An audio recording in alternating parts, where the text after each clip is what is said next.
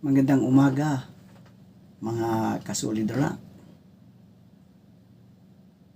Isang pagpapala na tayo ay muling nagising sa umagang ito. Kaya nga, ika nga, in every gising is a blessing. Kaya salamat sa Panginoon, mga kasolidra, dahil kinising niya tayo sa umagang ito.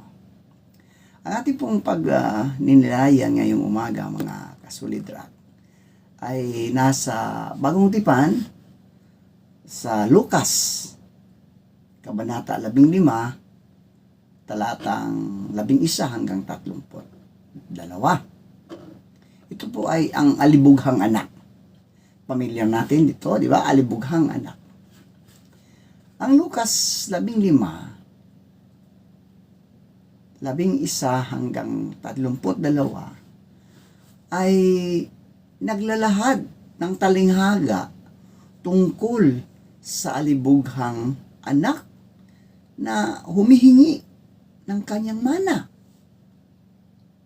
Iniwan ang tahanan ng kanyang ama at ginugol ang lahat sa magulong pamumuhay. Nang siya ay nawalan ng lahat at dumanas ng matinding kahirapan, napagtanto niya ang kanyang pagkakamali na nagpa siyang bumalik sa kanyang ama. Sa halip na siya ay parusahan, sinalubong siya ng kanyang ama ng may pagmamahal, yakap at kagalakan.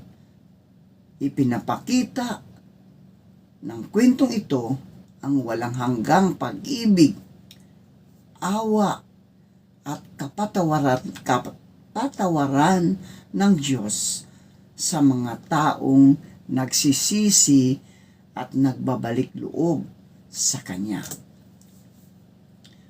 Mga kasolidra, ang ama sa talinghagang ito ay larawan ng Diyos. Larawan ng Diyos. Kahit na tayo ay nakakasala at lumalayo sa Kanya, hindi siya tumitigil.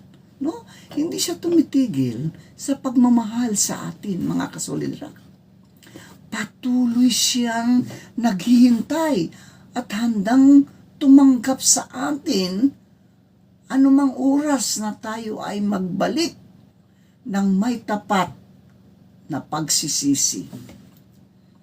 Ang pagtakbo ng ama, mga kasolidra, upang salubungin ang kanyang anak ay nagpapakita na ang Diyos ay hindi naghihintay.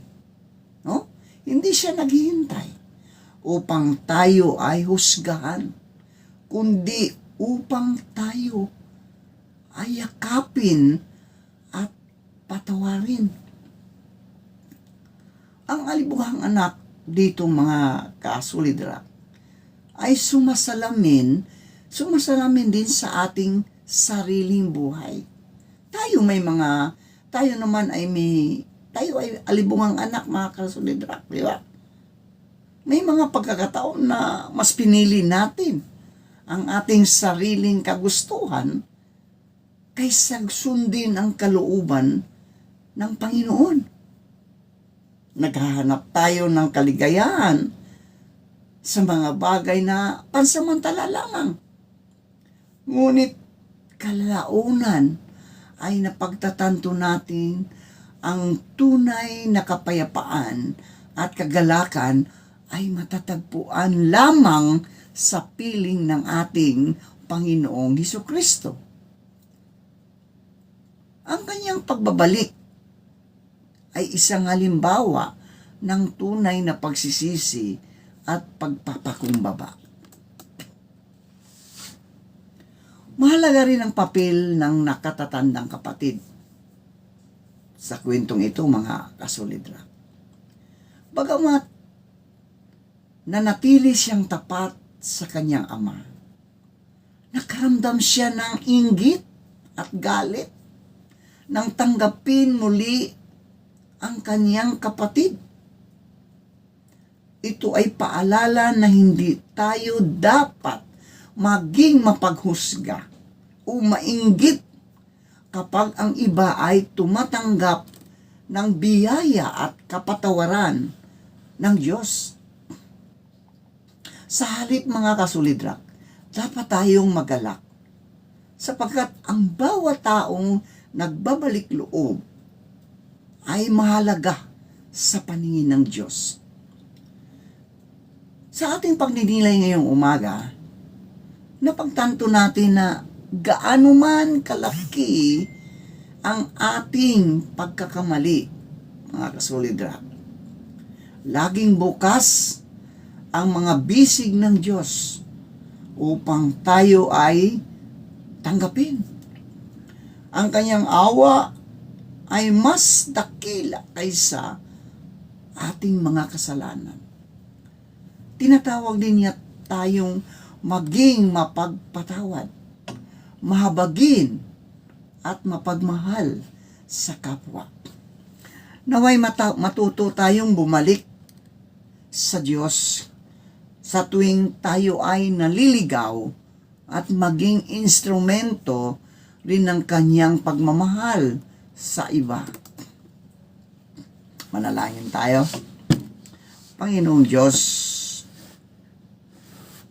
maraming salamat po sa iyong walang hanggang pagmamahal at awa.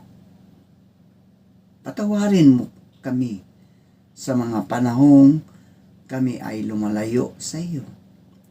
Tulungan mo kaming magkaroon ng pusong mapagpakumbaba at handang magsisi. Turuan mo rin kaming magmahal at magpatawad tulad ng iyong ginagawa sa amin. Naway manatili kaming tapat sa iyo at patuloy na lumalakad sa iyong kalooban. Ama naming Diyos, maraming salamat po sa iyong walang hanggang pagmamahal, gabay at biyaya sa aming buhay. Sa oras na ito, inilalapit namin sa iyo ang aming mga pangangailangan, mga pangarap at mga suliranin. Ikaw po ang aming lakas sa panahon ng kahinaan at pag-asa sa gitna ng mga pagsubok. Panginoong Diyos, gabayan mo po kami sa bawat desisyong aming gagawin. Bigyan mo kami ng karunungan upang makilala ang iyong kalooban at ng lakas ng loob upang ito ay aming sundin. Punuin mo ang aming mga puso ng pananampalataya, kapayapaan at pagmamahal upang maging mabuting saksi kami ng iyong kabutihan sa aming kapwa. Pagpalain mo rin ang aming pamilya, ang aming mga kaibigan, at lahat ng mga taong aming nakakasalamuha. Ingatan mo sila sa anumang panganib at pagkalooban ng mabuting kalusugan, pagkakaisa at kasiyahan. Tulungan mo kaming maging mapagpatawad, mapagpakumbaba at mahabagin sa isa't isa. Sa lahat ng aming ginagawa, naway ikaw ang aming naging sentro at gabay. Iniaalay namin sa iyo ang araw na ito at ang lahat ng aming mga plano. Nagtitiwala kami sa iyong walang hanggang pag-ibig at katapatan.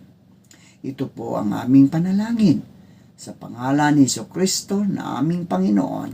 Amen.